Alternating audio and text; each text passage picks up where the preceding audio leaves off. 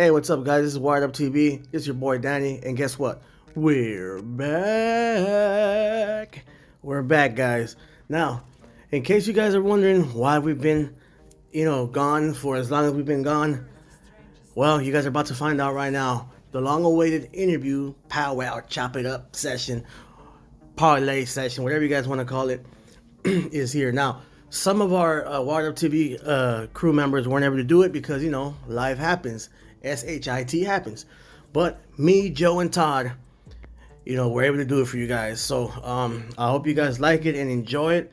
And we're gonna be bringing you guys way more exciting things, from interviews, videos, in your face, shocking stuff, everything, guys. So be prepared. I love you guys, and I hope you enjoy the video. Keep your hands on the steering wheel and your eyes on the road. Peace out. Stay tuned, you guys. You guys might hear a little bit of quietness, but that's because at this moment I'm calling Joe and trying to get him on the line, all right? But yeah, I hope you guys enjoy the video, guys. Much love, much respect. God bless, all right? And stay wired up, y'all.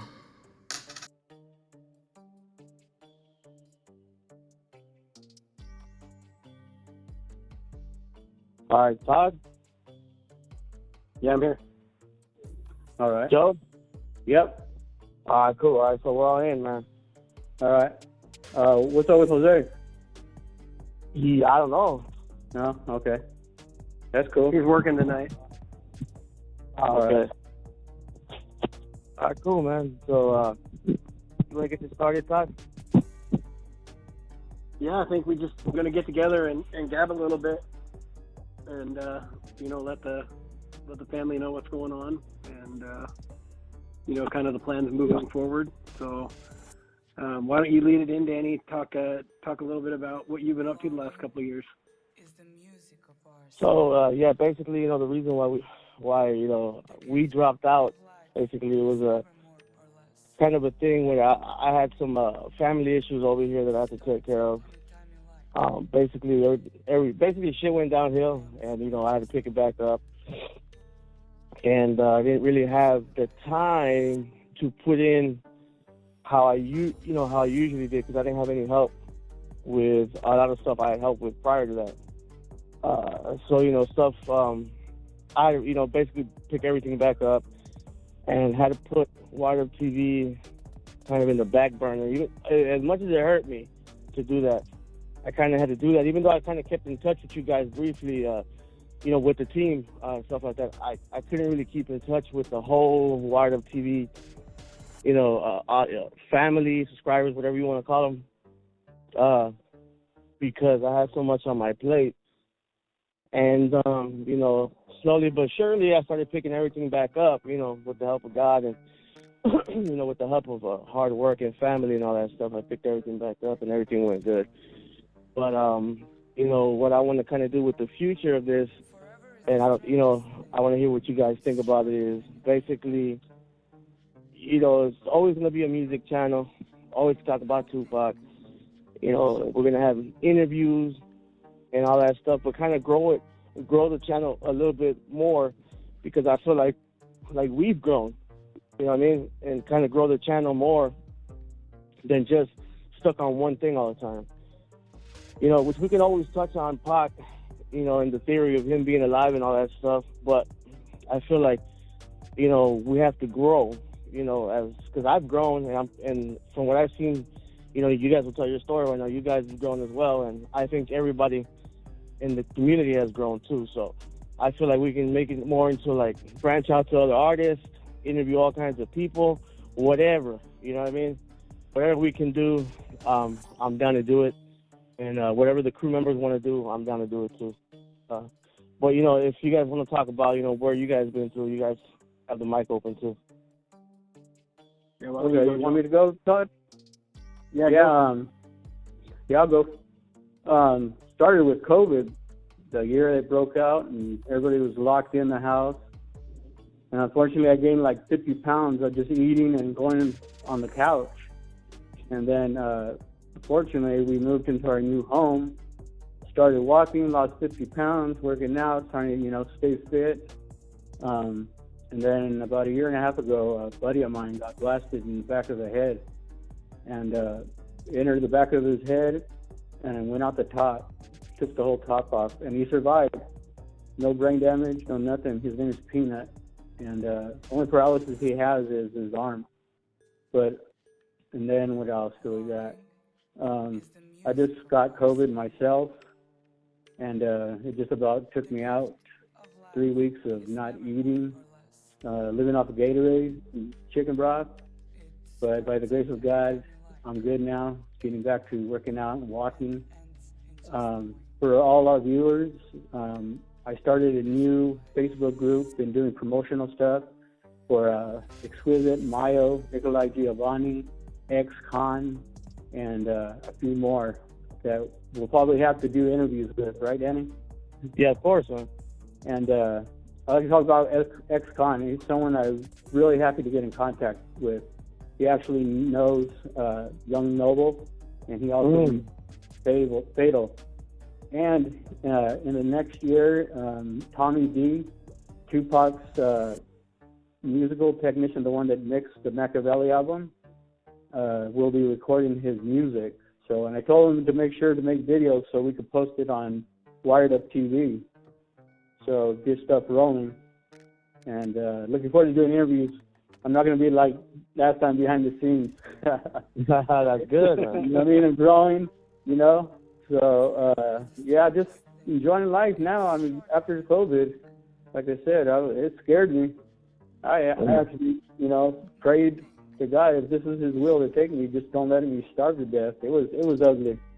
Oh. And then the following day, it was like a switch click, bro. I swear to God, on everything I love, my appetite came back. I was hungry.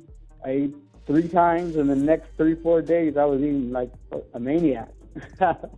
So I'm just recovering. That stuff really messes with you, with your memory and ability to talk. I was stumbling over words and couldn't remember the names of stuff. Like I was talking to my daughter's boyfriend, and I was trying to, you know, say avocado, and I couldn't for the, you know, life of me get that out. So I had to describe it to him, and he was laughing. I was like, dude, it's serious. It messes with your mind and your body.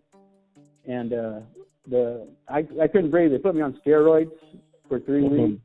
I couldn't make it about I was going to have a stroke. You know? And it's stressing that, you know, I haven't ate in 3 weeks, and I was just, you know, between that and I'm high blood pressure.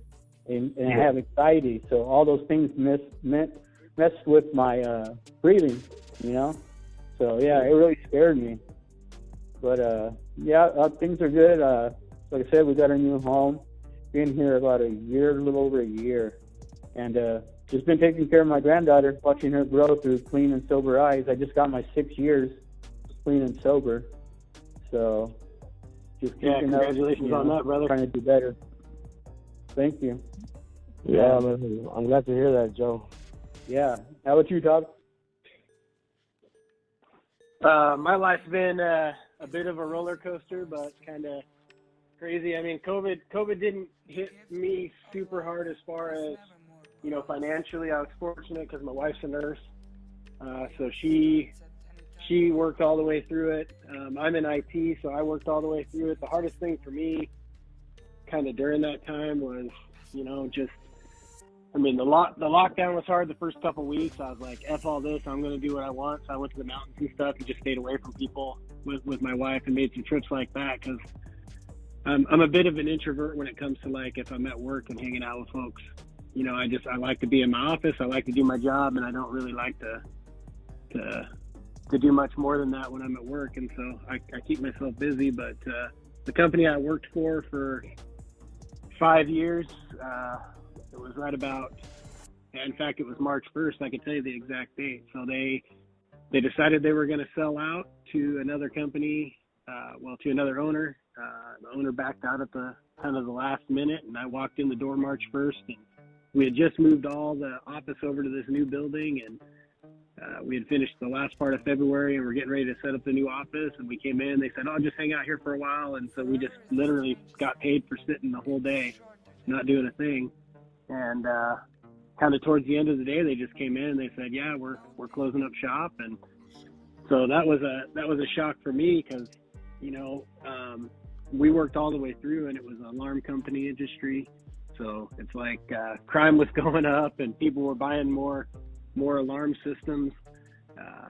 Because I'm up here, I think Joe asked me earlier, I'm up in the Northwest, so I'm not too far from Portland. And so the company I worked for covered a lot of that area, and then Vancouver. And so, you know, with all the chaos that was going on in the world, you know, people were scared up here because a lot of it was happening in Portland. And then, you know, so people were jumping on shifts. So I was really surprised when the company closed, but I just immediately hit the grindstone. I was only out of work for about 5 weeks.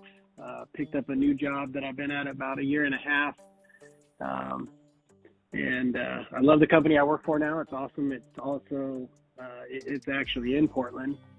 But been there about a year and a half and got a pay raise, which was awesome because everybody was kind of, everything up here because of all the restrictions that they put in place, man. Like I had all kinds of friends that own, you know, restaurants and construction companies. They all lost their businesses because of the restrictions that were in place because they just weren't set up for takeout. And so I started hitting the ground running, you know, and got back into that place. So pretty much financially for the whole COVID thing, I have work, which was cool. I just bought a house. I close next month in my hometown that I grew up in. So that's pretty good news. As far as the research and everything like that goes, my youngest boy's in high school now. I know you guys both know from conversations that we had, he plays a lot of baseball. He's a freshman this year. He decided he wanted to play football and started kicking ass at that. And so his schedule has kept me, I mean, since he's been in high school, has kept me going pretty much nonstop. I go to work, I meet him, whatever he finishes, whatever baseball or football or whatever practice he's got going on at any given moment. And so I'm constantly running on that, and then I'm helping coach his baseball team, so that's keeping me pretty busy. But I kind of hit the brakes on a lot of the POC stuff. The Super Bowl kind of got me pumped up because I was like, yeah, bringing back the '90s, you know, going back to when rap was rap, and so that was cool for me. But I mean, for the most part, you know, I got COVID twice, and I'll tell you. It's crazy to me because I know, like, Joe got hit so super hard, and I literally got not hit at all the first time. I think it was last April, and COVID hit my office, and I started there in October, so I'd only been there a few months, and I wasn't even sick. I have seasonal allergies, so for me, I kind of was at that moment where I could have seasonal allergies. I had sniffles for about like 6 hours, but then came into work Monday and like 10 people were gone. Came into work Tuesday and like, you know, half the company was gone. Came into work Wednesday and there was only 3 of us there. And I had a trip planned to Hawaii, which they do all the COVID testing on. And my wife was like, yo, I know you're feeling good, but you need to go get tested. And I was like, nah, bro, I'm great. There's no reason I need to do this. And she's like, look, if you test today, you're within the 10-day period, so you can still fly if you test positive, because there's like that's just the way it works. If you test and you're within or if you're beyond the 10-day frame, then you can still test positive, they say. So I went through the first one, and then I tested negative, but like literally I had like maybe 6 hours of sniffles, and then I lost my smell the day before we went to Hawaii for like maybe 6 hours. And then I kind of had the same thing the second time. So that was just recently, and you know, got through that with no problem. So it blows my mind with the COVID thing, because I was watching Joe.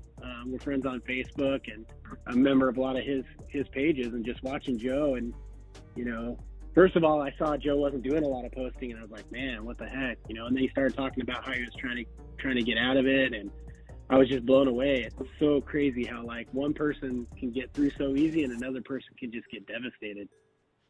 So Oh my God, But, yeah. Speaking of that, dude. Speaking of that, I don't know if you guys were saw about what happened to Reggie Wright Jr. Yeah, he was on a ventilator for 2 months. Yeah. In coma. Yeah, I mean, you know, I don't know if you know. He told me the story that well, he didn't tell me the story, but on on his channel, because I think he changed his number, so I'm gonna have to probably hit him up and ask him for his new number. But on his channel, he told all the viewers the story that basically, he was almost gone, man. But through the grace of God and his family staying strong, they didn't pull the plug, and he ended up recuperating. But it goes back to what Todd was saying, that it's funny how some people, because I got COVID too, and from my knowledge, I only got it once, and I got it I woke up my pops had it, and I went to go do something with him, and he was coughing in the car a lot, and no mask or nothing. He's my dad, so I wasn't really tripping on it because he don't really go out as it is. And the next day I woke up, man, and I had the meanest fever, like the flu feeling, real bad. And I was like, whoa, you know what I mean? So I had to call in sick from work, and I took some flu medication and ended up going back to sleep. And when I woke up, I felt better, but I lost my sense of smell and taste, which is hella weird. I was born without a sense of smell. Oh, really? Yeah, it intensified my taste. I couldn't eat certain things because it was too strong to taste. That's weird. It would have been crazy if it would have gave you a sense of smell, huh? I would have went crazy, bro. I wouldn't know what I'm smelling. I'd probably be smelling poop and thinking it's smelling good. You know what I mean? It's like someone that has never heard, and get their sound back. But, that was the crazy thing for me with losing, because a lot of people said they lost taste and smell, and for me, I didn't lose my sense of taste, but like I remember going, man, I think I can't smell. And so I went and I grabbed peanut butter out of the cabinet and I cracked it open, and I was trying to smell it and I couldn't smell it. And so then I took a spoonful of peanut butter out and put it on my tongue, but I could taste it. And so it's crazy.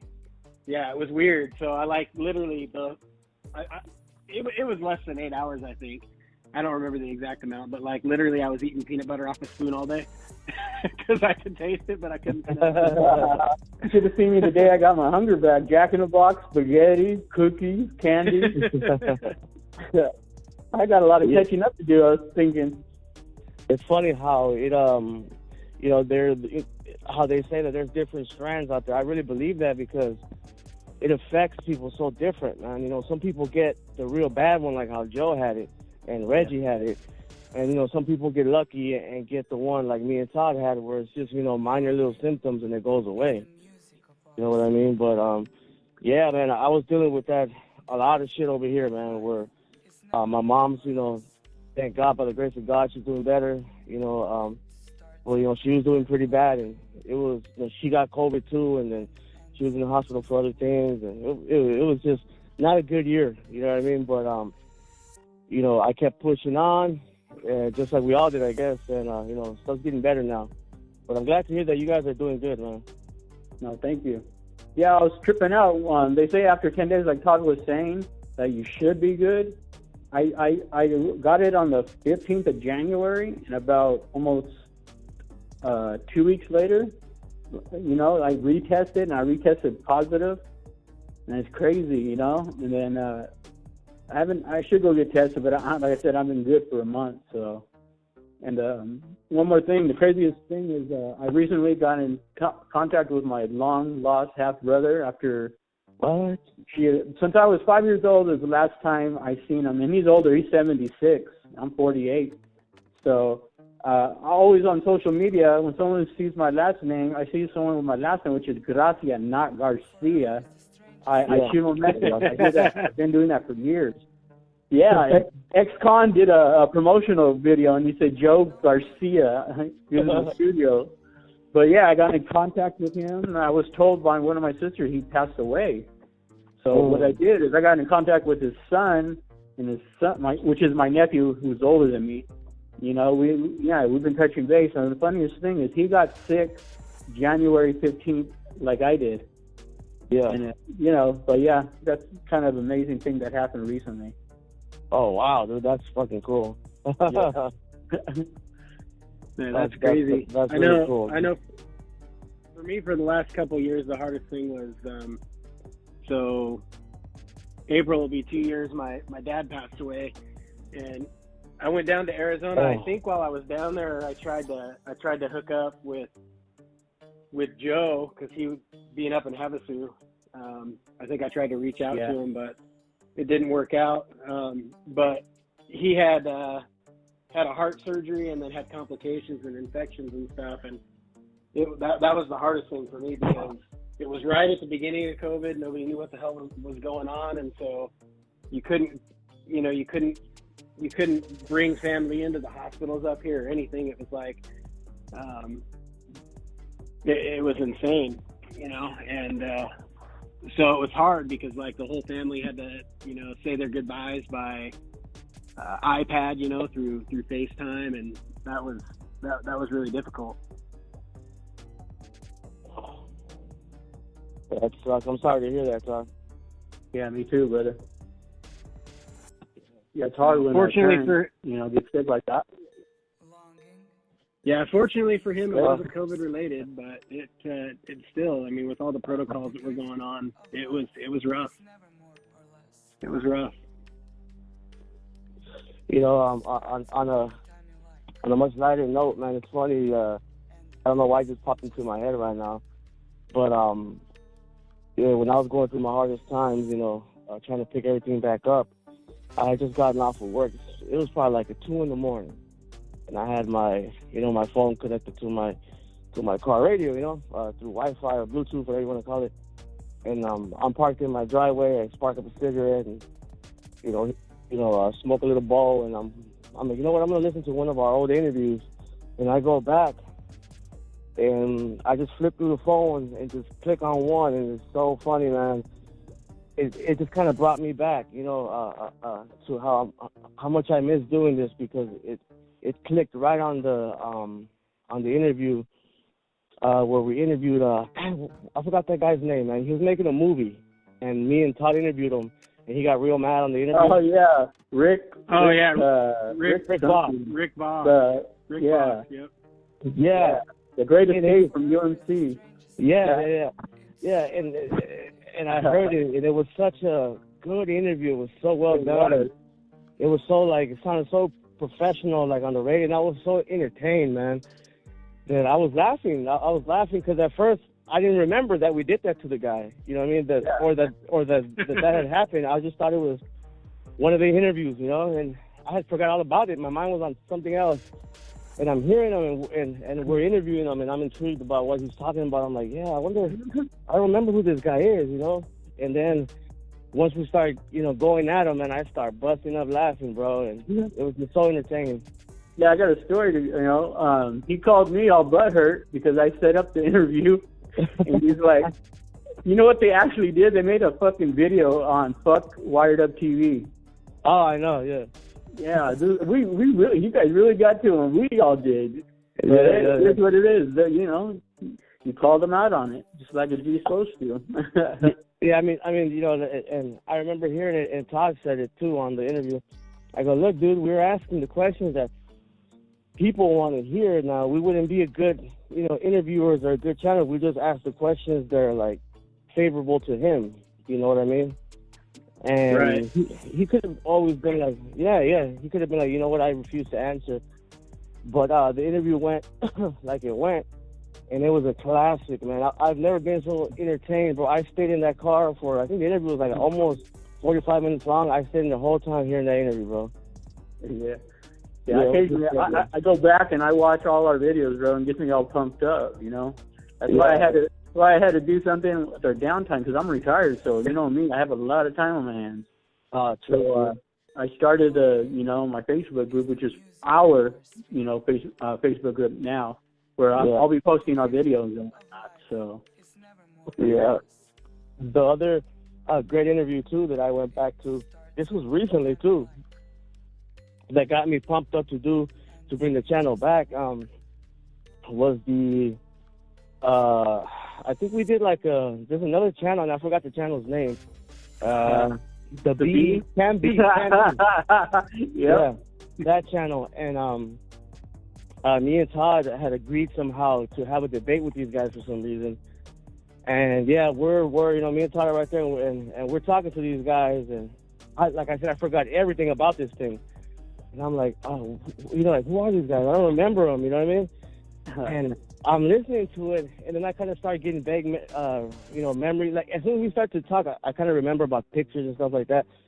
And then it was just so entertaining how the interview went, man. How, they tried to throw little insults, and then, we went back at them, and it was just a very entertaining interview, man. Just kind of, like you said, just kind of got me pumped up. Yeah, I think we ended up after that with I think we ended up after that with a Kill the MC to kind of kill that whole thing and doing an interview with him. Oh, that's right. Yeah, we did. That's right. A lot of that was, a lot of that channel was Akil being Tupac, and so I had a lot of fun doing that interview because Akil's a good dude. I was able to go on a couple of his lives and talk about what was going on up here when everybody was locked down and I was going to work, and he was just talking about the people that were essential and weren't essential, and so yeah, that's a cool dude.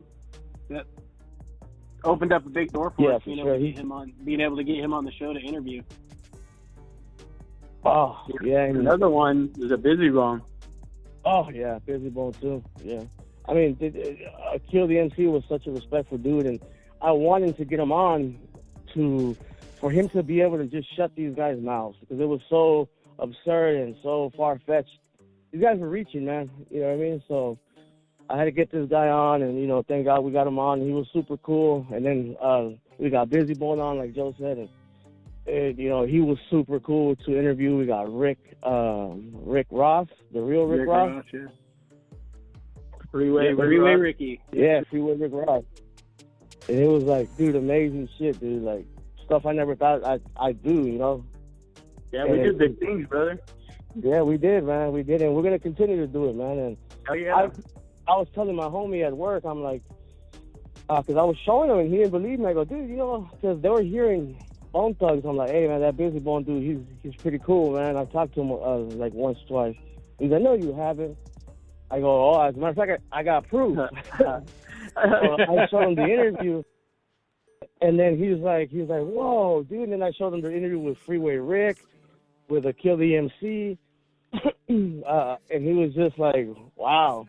And I was telling him, what, I really believe if we would have kept going with it, we would have already had Snoop Dogg on there probably. Yeah. We would have had Danny Boy. We would have had all kinds of people, man. Yeah, definitely. That's what the connections we were getting, bro. Yeah, because we were getting out there, and then, people were seeing that we interviewed people and we put it uncut raw how it went. Yeah. We didn't cut anything out. If I looked like a jerk, I put it in, because there was moments with the Can B channel that I was looking bad, and we left everything on there, man, just real and raw. You know what I mean? Because that's how we get down, and I think a lot of those guys were respecting that, because there's a lot of channels that don't do that. Yeah, and as soon as that interview, didn't they do one on us? Huh? After that interview, didn't they do something like a video about us on Wired Up TV? Kind of a black video. Yeah, I remember we were getting attacked by a couple of channels, man. That's all I remember. And it was fun because, when you're talking about things and then you're actually interviewing the people that you're talking about, people tend to hate. You know what I mean? Yeah. And so the hard part for everybody, because the hard part of all that is, I remember when we were doing the Can B thing that, I made it clear to him when we talked about how the interview or the debate was going to go down. I was like, look, bro, we don't cut nothing, because he was like, yeah, you're going to cut me up and make me look bad. I'm like, we don't do that, bro. We record the entire interview, and there's no sniffing involved. We put it right to the YouTube page exactly how it went. And, there's times where mistakes are made or whatever's going on, but we still, like Danny said, it's important to leave all that stuff in there, because, the thing I've always liked about Wired Up TV is that it's always been about truth. you know, and Yeah. if somebody posts something that wasn't true, it was about debunking wasn't true. And we've always been open to people trying to debunk what, you know, whatever it is that we put forward. And that's just how Dan We usually always left rolled. it to the fans. Yeah. Yeah, that's true. Even when something happened with the I forgot his name, but I like I said, I was going through the videos and I listened to another one. I forget this guy's name, and I apologize. Maybe you guys know his name, but the video just said this, and that's why I remember this as what I'm about to say. But the video was named Crazy Iranian. Oh, I hear you that stuff for that interview. And and he called you. Yeah, he called me personally. Yeah, all pissed off. He was like a director for a couple of Tupac videos. Yeah, and I'm only saying that name because I forgot his name. Because, so I apologize, but he called me, and remember what we did? We retracted some of the stuff that was untrue, and we did something. I don't remember exactly what we did, but we fixed something that we had put or whatever. And if we would have kept going, we probably would have interviewed him too. Yeah, he did America's Most Wanted. He directed that video also. Did he really? Yeah. What was his name?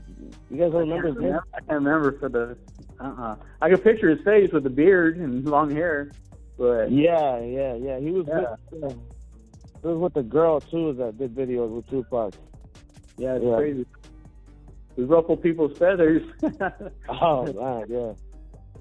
Oh yeah, we did, man. And I like how I was saying earlier when I was hearing back the videos and the interviews, it sounded so professional, dude. Like, almost like a radio show, bro. You know what I mean? You hear Todd asking the questions, and then you hear me in the back, and then I come in, and it was just good, you know. And it's, you know, like how you said, Joe, if you want to come in now and do interviews too, it'll be great because it sounds like a radio show, dude. And like I said, I was in the car, bro, entertained, bro. And I was like, man, you know, we did good stuff, bro, you know? Like, I was tipping out.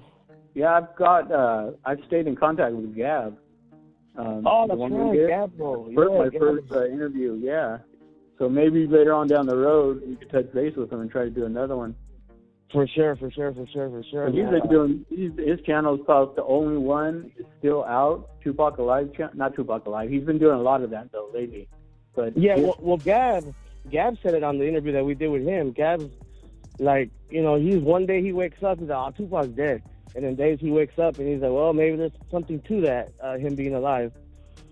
But he's always been upfront and said that. And that's kind of, you know, the community that we have on our channel. There's guys that believe it, guys that don't, guys that sometimes believe it, you know, and just all kinds of stuff. And we welcome all of them, man, you know, and you know, as long as the like, I welcome all the theories, but when I hear a theory that's super, you know, dumb, like the one I sent you today. Yeah. Yeah. With the what? Like Mr. Crazy. Oh yeah. Oh man, I don't even want to speak about them guys over there. Those guys are so phony. I'm not gonna say their name either. But... Yeah. I've debunked about 4 of his pictures in his videos because I keep all my pictures of Pac, and I got like 3. I got a phone and a tablet, and they're all full, you know. And it's funny. Well, what this retard does is that, you know, he thinks that people don't do research, man, you know, and, you know, he's probably in the UK somewhere like, oh, my God, this is a rare picture, and then posts it up, and it's not rare, dude, you know. The latest one, he forgot to remove the death row chain. Oh, did he really? Yeah, he put a beard and glasses on Pac, and and then you see the death row chain. He hadn't worn that a month before the shooting. He was wearing his euthanasia. So, that's funny. The little things like that, you know. The pictures that you sent, Joe, side by side. Yeah. Like, damn. Because that was like he zoomed in, and a crappy beard on him, and was like, "Yo, there you go." Yeah. Yep, it's from the photo shoot with the Outlaws, and he was wearing those white Steelers. That's crazy. Yeah. Yep. Oh, yeah. So I know Danny. Well, definitely. I know Danny. Before everything went down, COVID went down, and life happened to everybody. I mean, we're kind of getting back to normal. I know you were looking at wanting to expand into other interviews and try to go a little bit beyond the scope of just Tupac Alive, and I told you then that I was for that, and I'm down to help out with interviews. But why don't you talk a little bit about what you see going forward? What kind of things do you want to? Where do you want to grow to? So yeah, like I said, I think we've touched and debunked everything out there, or almost anything out there, for what in my opinion, when it comes to Tupac being alive and stuff like that, and all the crazy conspiracies out there about Tupac being Mr. Potato Head, or Tupac being Dr. Dre, or whoever, Yeah. Easy being a midget, or whatever these guys want to say. I think we done debunked everything already, and we're growing, man. And by the how we've been talking, the stories that Todd told and Joe's told, I think it's obvious that we're growing. And I would really like to go more into other artists, whatever artists that interest you guys, or interest the family, the subscribers, we can touch on that. We could always do interviews like this, kind of like a radio scene. Like we could just come on here. Are you guys fans of Howard Stern? I used to back in the day. All right, well, I'm a huge fan of Howard Stern, man.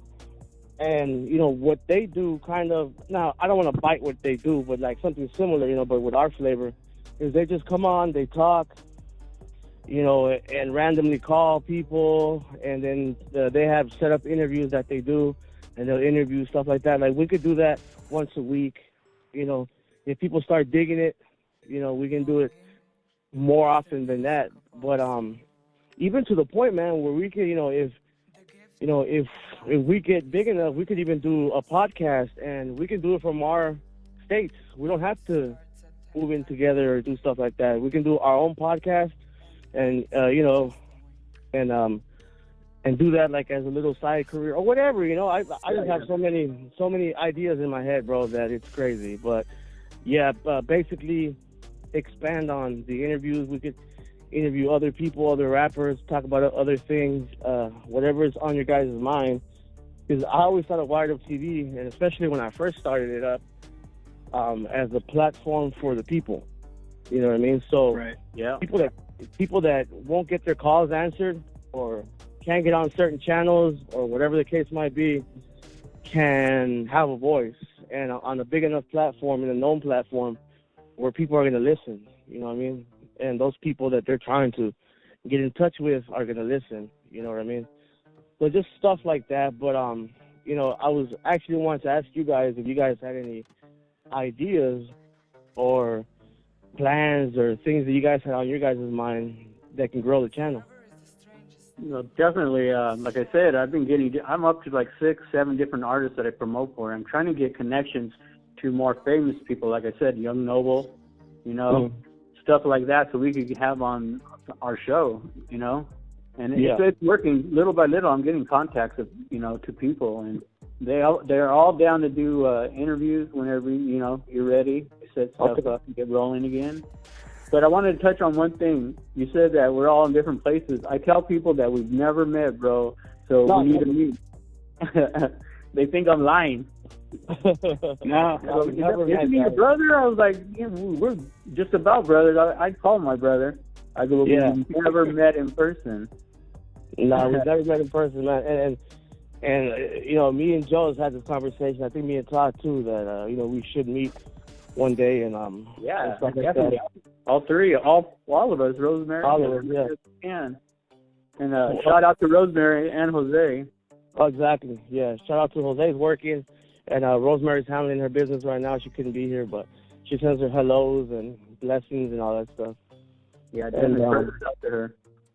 Yeah. Oh, yeah. And people always asking me too, like, you guys never met? Like, nah. And it's true. So for all you guys who never met. Yeah. Yeah. You heard it here. Yeah. But like I said, this channel, when I brought it up, when I first put it together, it was to let the people have a voice. And one of the first persons that reached out to me was Rosemary, then Joe, Todd, all you guys. And you guys can tell the people, I mean, I never shut you guys down. The first time you guys hollered at me, I hollered back. The first video, bro, I sent you when I first moved to Arizona. Ever since then, it was on like Donkey Kong. I mean, straight just handling our business. Exactly. Yep. Todd was on a good one. He was, making me feel inadequate. I was like, no, this guy, he's down for his shit, you know? That was awesome. And then Rosemary, and then Jose, and Tupac Caso also. Shout out to him. That's right. Yeah. But yeah, no, definitely, bro. Just, I've been waiting, anticipating this comeback, bro. But, yeah, what's coming, man? It's coming. I just had to handle some stuff. And I don't know if you guys can hear that in the background, but I'm outside. I'm in front of my house chilling and smoking a stogie. There you go. Just enjoying the nice weather before it becomes an oven in Arizona. Oh, my God. Not looking forward to that, brother. The 115 every day? Yeah. I wish I was over there with Todd during the summer, though, because you live in Washington, right, Todd? Yeah, it's not bad. This last year we did get some crazy heat for the first time, like broke all kinds of records. I think we got up to like 118 in some places, 121, and that's like 40 degrees above the normal highs. Holy shit, bro. Yeah. But you know what the difference is? Oh, wow, I didn't know that. It's wet. It is so wet. And so when it hit, it was like the muggiest, nastiest, hottest weather. Like, I've been in Arizona where you got to put your mittens on to freaking touch the steering wheel in the midsummer. Yeah. But here, man, you walked outside, it was like you couldn't breathe because there was so much moisture in the air. Like, the humidity was insane, bro.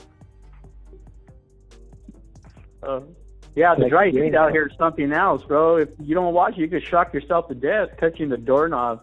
I'd be tapping it when guests are over, and they're like, what the hell's wrong with you? I'm like, shit's going to shock me. Yeah. Damn, you could actually see the spark. It's fucking, it's ridiculous. I thought 80 degrees was hot in California. I moved down here. Oh, fuck. Yeah, it's crazy. Yeah, man, it's just, I remember the first time I ever came to Arizona, I came in a truck, and we came to drop something off. And we were in a Yukon 05 with the AC blasting. So the whole way from Cali to here, it was flat summertime. It was in the middle of summer, so we didn't put the windows down because it's hot in LA too, right? So we had the windows up the whole way. So I didn't feel the climate change or anything as we crossed over to Arizona. But once we got to our destination, I was looking out the window and I'm like, why the fuck can I see waves? Why does it look like waves? Yeah, and my brother-in-law starts laughing. He goes, step outside. I go, and I open the door and go, holy shit, bro. It takes your breath away. Yeah, I was like, wow, what the fuck? Yeah, if you're out long enough in the sun, you just feel like I don't know, just that straight heat on your skin, bro. It's ridiculous. Yeah, it's bad. It's bad. I miss California. Oh, yeah, me too. Yeah, me too. But what do you think about that? Thought about maybe doing something like, in the Stern, because, kind of like a Howard Stern kind of vibe, try it maybe once a week and branch out on doing different stuff or whatever. No, I'm down for whatever, Danny. I think that, setting some interviews up and just, gabbing about what's going on. There's stuff going on like Snoop picking up Death Row. That's crazy to me. Oh, yeah, man. He thought he was going to make money off of Tupac and Dr. Dre. Who did? Yeah. When he acquired Death Row, he thought he was going to have all Tupac's Death Row albums, and that wasn't part of the deal, or Dr. Dre. No, well, not yet though, but he's working on that. Oh, is he? Yeah, but he's not really for that. is what he's saying. I mean, obviously that'll be a good thing to own all the records, all that stuff. But what he wants to do is, he said, if he would have acquired Death Row about 15 years ago, he would have had YG, he would have had Roddy Ricch, he would have had all kinds of guys coming from LA on his label, maybe even other guys like the Migos and stuff like that. So he missed out on a lot because of that. So he's trying to make that full record like new, not keep it old like how Suge was doing it. Yeah, he's even talked about doing stuff with Bad Boy. Or somewhere. But I was like, wow. Hey, one thing too I wanted to ask you guys, I don't know, because I've done very little research, but I can't really get to the sauce. So I don't know if you guys know anything about this. What the hell is going on with Ukraine and Russia right now? Oh, they're about Russia. They want to rush into Ukraine. I guess all our soldiers are getting ready. They're over there. I don't know if they're in the UK, but yeah, it's crazy. Well, aren't they already at war, Ukraine and Russia? I haven't watched too much news. I've been kind of down off of that. Oh, yeah, looks like Russia invaded and is going in there. Looks like Ukraine armed their citizens and they're putting up a fight. So who knows where that's going to go? Who knows what that's all about? The world's a crazy place right now, bro. Like everything. Oh, people. God, yeah. I think 2 years of confinement. A lot of people go nuts. Exactly. I think people are going fucking batty. And it's scary because for us, we might have to go. No, well, what I heard, and I don't know if you guys heard about this, and I don't even know if this is true, but, well, I know this for a fact to be true because I've seen Biden say it, but he said that no American soldiers are fighting any Russians.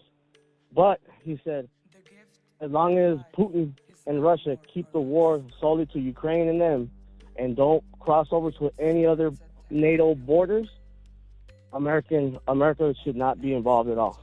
Yeah, I agree with that. Right. The only involvement that we're going to have is to give them guns and stuff like that, from what I heard. But like I said, I don't even know if that's true or not. That's why I was asking you guys. Yeah, I don't know. One thing I've learned in the last 5 years, and maybe even longer than that, is think about 1% of what you hear on the news trustworthy. I don't even, man, it's hard for me to look at any of this stuff and listen to anybody on any of it because you just never know who's telling the truth. Yeah. There's definitely three sides of the story, theirs, ours, and then the truth. Yeah, truth lies in the middle, man. That's exactly right. Books are written by the winners. Yeah, like. So, we'll see how it goes. The media is trying to, the media likes to pump it up, get everybody watching, and selling papers or magazines too.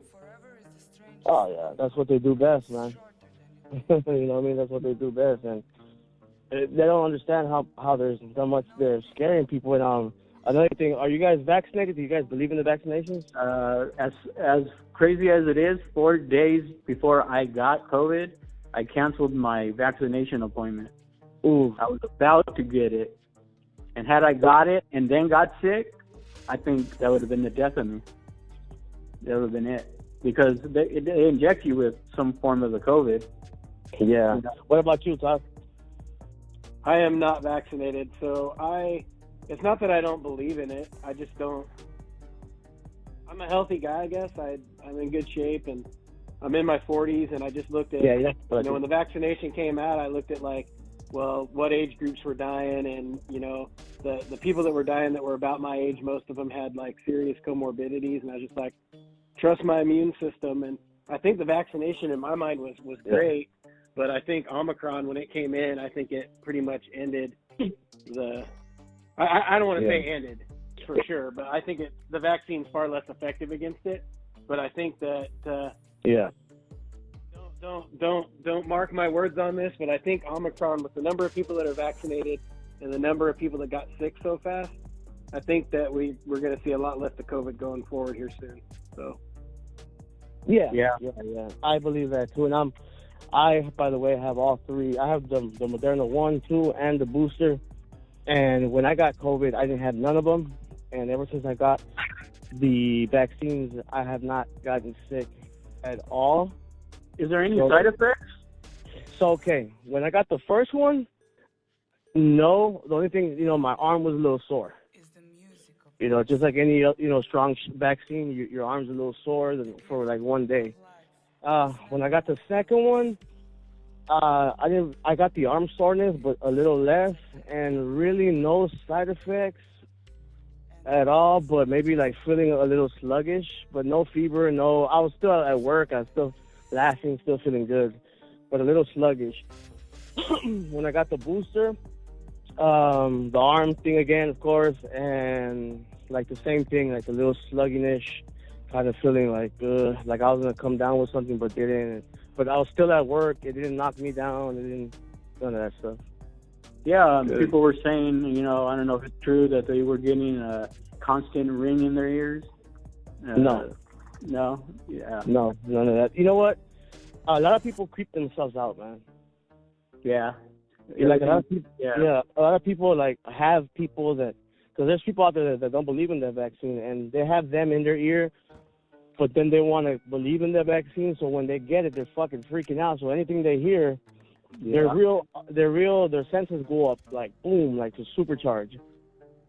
You know what I mean? Yeah. I don't know if you guys ever been afraid, real afraid, and I could put this as a very good example. I know when I was younger, I was real afraid of the dark because I love scary movies, but I was afraid of the dark. I don't know how that goes together, but I love scary movies, and during the night when I had to go, pee, I would wake up and everything would be real dark. So literally my eyeballs, my senses were through the roof. I can feel the wind on the hairs on my arms, like, because I was so scared and worried and thinking something was going to pop out and scare me or pop out and grab me, that my senses were real high. And I honestly think that when you're scared and when you keep thinking about something, your senses go up and you hear shit that you normally hear every day but don't pay no mind to. Yeah, and that gets you. Because who the hell counts for ringing in their ear? You know what I mean? Right? Think of like the ghost house video that you did, Danny. Yeah, I remember that one. Oh, yeah. Do you remember that video? Yeah. Yeah. Yeah. I think for the one with my daughter, or what? Just like the one with your daughter. I remember even watching that. Like, even if you watch a scary movie or whatever, like you said, you have that heightened sense of awareness, even though it's not really awareness, but you tend to, your mind goes there, right? And so. Yeah. Yeah.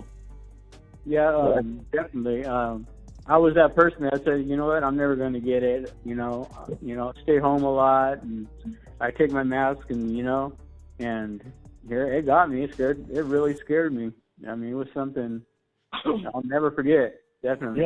You know what? Just like Todd said, I did notice that you were after, because I'm used to Joe sending, and even though you might not think that I read everything, I do. But just sometimes when I'm at work, I can't respond. But I was used to you sending different stuff, and when I was, Joe, and I think Todd too, because I think I reached out to Todd too and told him what was going on with me. Even when I was going through all my troubles, I reached out to Joe, and Joe talked to me, and so did Rosemary, and so did Todd. Kind of told me, look, everything's gonna be okay, take care, and everybody kind of talked to me about that stuff. But I always got used to, Joe always would kind of hit me with some stuff here and there, and then I noticed that you disappeared, dude. I was like, yeah, 3.5 weeks, and even after I got better, I lost, energy to be on social media. It just wasn't doing it for me, and it really kicked me down. Yeah, well, I'm glad everybody's all right and everything is cool, and we're gonna get the ball rolling. We're gonna get stuff cracking, but I think this would be a good time to cut this down. All right, brother. End it here, and I just want to tell you guys, the public, the family, the subscribers, that Wider TV is back, and every weekend we're gonna get some cracking. If we don't get any interviews and do stuff like that, I shoot out a video. If we can't do that, then, you know, we'll have a little powwow, like mix it up. Yeah. Yeah, we'll talk like this, you know, about whatever's going on, about Tupac, about what we believe, argue about it, you know, have discussions about it, and we could even call random people, you know, do interviews just randomly, like that, just call people and stuff like that, take calls, talk to them like that, and we're gonna blow up, man, and so yeah, that's what we're gonna be doing. Thank you, Joe, Garcia, and thank you, Todd Whitauer, and you guys have anything to say? It's been good, brother. I'm talking to you guys, and we're back. Yeah, no doubt. And to the Wired Up TV family, we appreciate your patience. I know a lot of you reached out to all of us to kind of find out what was going on. And, you know, the important thing is that we're back and we're moving forward. And, you know, same team, same dream, right? For sure, man. Definitely. For sure, guys. All right, you guys, like I always say, man, stay wired up, hands on the steering wheel. And by the way, before I go, Todd, I don't know if you remember this. So my grandma passed away, right? And I remember I remember telling this story. I don't know if I told it during an interview or during a video. I don't remember, maybe touching it right now after I'm done. But I remember telling the story that my grandma was the one that would always sit me down when I was a young teenager and tell me, son, obviously in Spanish, she's from Mexico. She would tell me, son, life is like when you're driving a car, right? If you let go of the steering wheel or take your eyes off the road, you're gonna swerve and go to another direction, maybe even crash, or maybe even die. So life is like keeping your hands on the steering wheel and your eyes on the road. Always keep them like that, and you'll be okay.